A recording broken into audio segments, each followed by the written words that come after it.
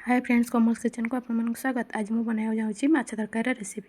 चलो स्टार्ट करिया। मुझे किसी माछ भजा नहीं जाइए। गोटे कड़ाई बसई देती से किसी तेल नहीं जाइए। आम आलू फ्राए करनवा। आलू को किसी रेड हवा पर्यंत फ्राए करनवा।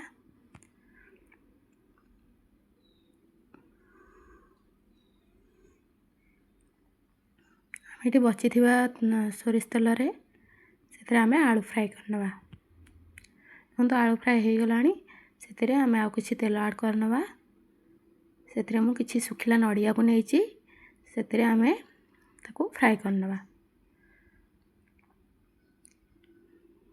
देखो आम नड़िया फ्राए हो गला से तेल आम काटी रखि पियाज को देदेवा। ताको किसी टाइम भाजी नवा।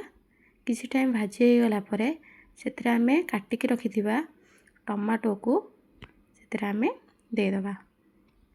ताको किसी टाइम भाजी नवा।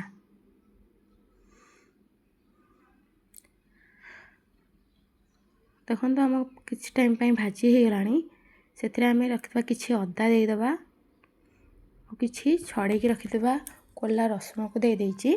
ताको आम भल भाव फ्राए करनवा। देखो आम फ्राए होउछि। हमर फ्राए हो गला ताको आम ग्राइंडर जार रे नेकी ताको ग्राइंडिंग करनवा। भल भाव ताको ग्राइंडिंग करनवा।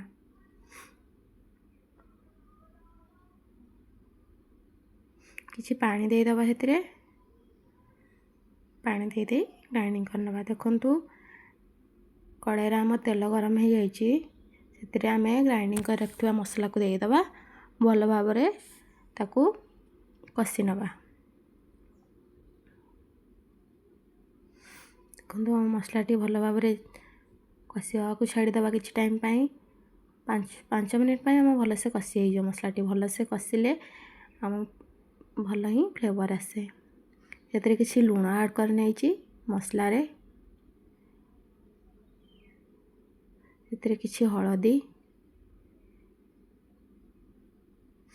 लुण हलदी किसी जीरा पाउडर दे देछि। किसी धनिया पाउडर आ किसी मो फिश करी मसला थिला ताको भी ऐड कर देछि। से किसी पानी दे दे आमे भल भाव मसला को कषि नवा। मसलाटी आम जिते भल भाव कषि हम आम तरकारी टेस्ट भल आसो। देखो से मुझे आलू दे देछि। भाजिक रखिथिबा आलू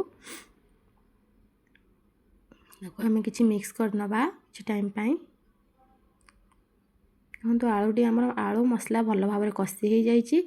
से आम गरम कर रखिथिबा पानी को देदेवा। गरम पानी ही आम से ऐड करवा।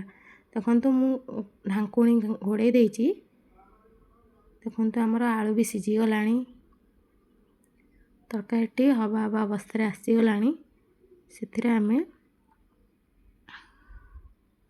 माछ ऐड करनवा। भाजिक रखिथिबा माछ को ऐड करनवा। तरकारी को भल भाव फुटिबा को दबा। माछ को टिके नरम होगा छाड़ीदबा तरकारी रे। देखो आम तरकारी कलर भी आसीगला। तेल भी ऊपर को आसी जाइए। माछ भी हो गला से आम किसी काटिक रखिथिबा धनिया पत्र को देदेवा। आमर रेडी हो जाइए माछ तरकारी। यही भाव आप माछ तरकारी बनातु। बहुत टेस्ट लगी था। Thank you.